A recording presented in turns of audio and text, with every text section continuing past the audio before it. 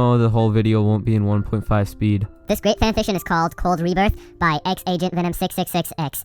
It is an Isekai'd into the Dragon Ball series. Now most people would have picked someone, a human race or a sane race to be reincarnated as, but this great writer wrote about being reincarnated as the same race as Frieza is. It's basically kind of cooler. One moment, I'm living a normal life. The next, I'm accepting an offer that has me reborn in the body of an intellectual tyrant, with a universe I know a lot about, an incredible power at my fingertips. My path has no limits, but this universe will need all the help it can get to survive. They already know enough heroes. Time to show them what a monster can do. Hey, it's Quadix here. Make sure you like the video if you enjoyed, subscribe, comment Q or any other comments you may have. The link to the Discord and my Instagram will be in the description. Check them out. When this video gets to 500 likes, I'll upload the next part. Roll the intro. And today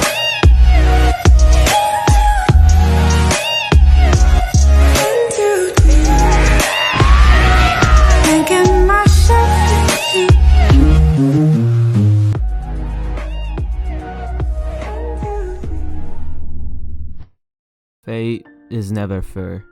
You're caught in a current much stronger than you are. Struggle against it and you'll drown. Not just yourself, but those who try to save you. Swim with it and you'll survive. Cassandra Clare.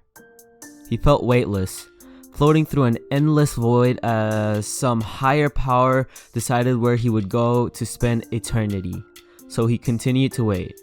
Hours, days, weeks. He couldn't tell how much time had passed.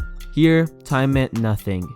After floating through the darkness for another spell of time, he felt himself slip into a kind of meditative trance, blurring the line between awake and asleep, even though he couldn't achieve either one in his current state of existence.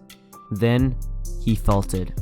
It was subtle at first, a pulse of warmth that echoed through his being, giving him the feeling of being a body again. But it slowly faded away, as quickly as it came. A few moments passed, then he felt another pulse, this one stronger, filling him much more quickly than the last, and lasted longer before it faded away. Before he could think on the anomaly anymore, a third pulse hit him, so strong that he felt as though the wind was knocked out of him. A bright, white light pierced the darkness, blinding him as he was pulled harshly from it. A loud gasp of air ripped from my lungs as I jolted awake, taking in huge gulps of air as my vision was blocked by bright sunlight, my heart beating like a jackhammer in my chest while my mind went into panic mode as I tried desperately to get my bearings. Once I was calm enough to actually think, I rolled onto my side and found myself laying in a soft patch of grass beside a small stream that trickled softly as it flowed by. The air was calm, warm, which filled me with an odd sense of peace. Looking up into the sky, I blinked when I saw multiple planetoid-like shapes hovering high above. Although they paled in comparison to what else he had seen when he looked up. Scrambling over the stream, I looked at my reflection and was both stunned and horrified to see, directly above my head and glowing an eternal white light, was a halo, similar to the ones people hear and read about in the books about angels. Slowly, I reached a shaking hand up and attempted to touch the floating ring, only for my fingers to pass through it. That was when I remembered what had happened before. The incident. Bright lights, metal crushing and glass shattering, pain, numbness, then the feeling of floating away. I died, I muttered, still in shock, lowering my arm and sitting there in stunned silence, my mind all over the place and my heart beating frantically. Wait, how can my heart beat if I'm dead? I wondered, checking my pulse to see if the vital organ was indeed beating. None of this made sense. Then again, no one really could tell anyone else what it was like to die, or what happens after. Standing up, I took in the landscape that stretched out in front of me. The oddly colored grass, trees, and other plants covering the ground. The large mountains and hills in the distance. It wasn't what I had been expecting for the afterlife. Was this heaven? Purgatory? It certainly didn't look like any kind of hell ever mentioned. So where was I? This place looks more like an alien planet instead of heaven. I couldn't help but comment while my gaze swept over the otherworldly landscape. Quite an astute observation. I spun around when I heard the statement and found myself in the presence of a tall man dressed in an elegant robes with pale blue skin and gravity-defying white hair. A large glowing blue ring hovered around his neck, and in his hand was a long staff with a black orb with another ring in it floating above that. Then again, what is heaven but alien to those who have never seen it? The man pondered in a calm, flamboyant tone. What? Who? I muttered, unable to form words. But something in the back of my mind was nagging at me, that he was somehow familiar. The man giggled. My, you're an interesting one. So full of life, yet cut so short. Sad, really. He finished with a somber tone. Are you God? I finally asked, causing the being to laugh again. You mortals and your fairy tales. Although not far from the mark, if I were to be honest. I'm an angel. You may call me Whis. The man Whis said with a sweeping bow. And I would bet my favorite confection that you are full of questions. I nodded, another wave of nostalgia hitting me, but I was too occupied with trying to come to grips with what is happening.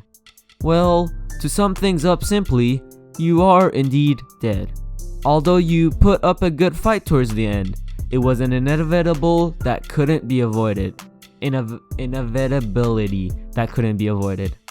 A slow breath escaped, my shoulders sagging as the truth settled over me once again. It was undeniable, considering I had a halo and was currently talking with an angel at the moment. What happens now? I asked for a few moments. We shrugged a shoulder. In most cases, you're sent to a particular afterlife befitting your character. However, you're a rather special case, which is why I am here. Special? How? The people I work with have a tendency to notice certain mortals with traits that mark them as something of interest, explained the angels. You have a rather interesting life, albeit an up and down one, but you show a strong will and dedication with your soul. Thus, I was sent here before you were sent to the beyond. I'm here to offer you a choice. I blinked owlishly. A choice? Whis hummed while nodding. You can either A. Continue on your way to the next life you were meant for, or B. Be sent to a new reality where you can start again. The offer was, for all intents and purposes, a very shocking one. How many people could say that they died and were literally offered another chance? It had taken me a few seconds before I could respond. What do you mean by a new reality? And what world would I be sent to if I chose option B? I eventually asked. Although the idea of living again was too good to pass up, I wanted to know all the variables before I made my choice. Usually, if something was too good to be true, then it most likely wasn't. You honestly didn't think that your reality was the only one in existence, did you? We said with a light laugh. And as for where, what would be the fun but be in simply telling you? But rest assured, it is one that you know well and will have a great deal of fun with. Even though he was willing to accept the fact that he had died, he felt that he wasn't ready to go to the other side just yet, and the option to go into another world was too good to pass up.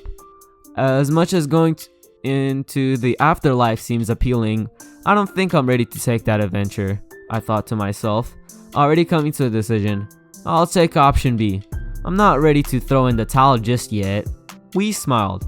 Marvelous! Now then, he twirled his staff, the orb on the end glowing before he pointed at me. You may feel just a bit of discomfort.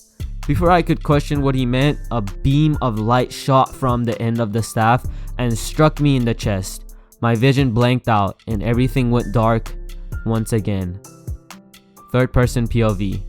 Whis lowered his staff when the young man vanished from sight. His calm smile stood in place.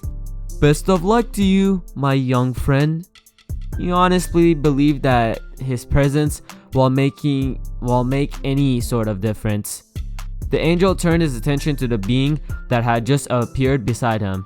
A thin humanoid cat with purple skin dressed in Egyptian-style clothing.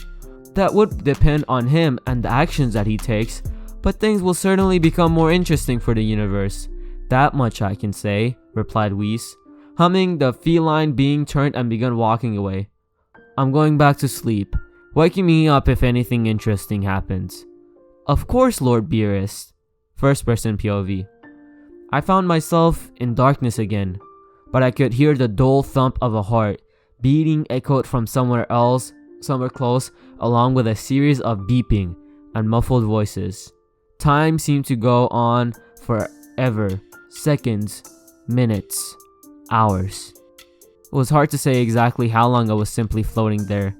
But then, as quickly as I found myself in the darkness, light filled my vision just as quickly. All of the early sounds now crystal clear. Unbelievable! His power level readings! A voice spoke with a slight hiss. Contact the king, now! Another bellowed. There was a lot of movements, but my eyes had finished adjusting enough for me to see that I was in some kind of medical center or laboratory surrounded by a half-dozen strange creatures wearing body armor and medical coats. I tried to move, but only managed to bring my arms and legs into my line of sight to reveal, to my shock, deep purple skin. I still had 5 fingers on each hand, but I only had 3 toes on each foot, and an odd movement at the base of my spine revealed a long tail the same color my skin currently was. A soft hiss was heard, and all sound came to an abrupt end save for the medical equipment around the room. Turning my head as best that I could, I saw a creature that towered over everyone else, wearing a set of royal armor and a long flowing cape. His skin was a lighter shade than what mine had become, and a series of white bio armor plates on his arms, legs, and around his head, which also had a pair of long black horns stretching upwards. My lord, one of the scientists groveled, kneeling before the intimidating being. He was birthed moments ago. Our readings show his power to be beyond our expectations. He should grow into a fine heir. A blade-like smile stretched across the king's face as he approached, looking down at my small form with piercing red eyes. What will you name him, Lord Cold? Asked one of the other beings in the room. His red eyes met mine, most likely thinking over the question before he spoke in a deep baritone filled with both power and arrogance. Cooler. Wanted a bitch who was on the move, but you on a goddamn late. Got that one in my bed and she just wanna sleep. Fucking up all of the sheets. She only wake up to eat. Do this shit every week. Like why you do that? Crying you wanna be great, but sleeping until the next day. Why you do that? Got that much in the bank. We go out, she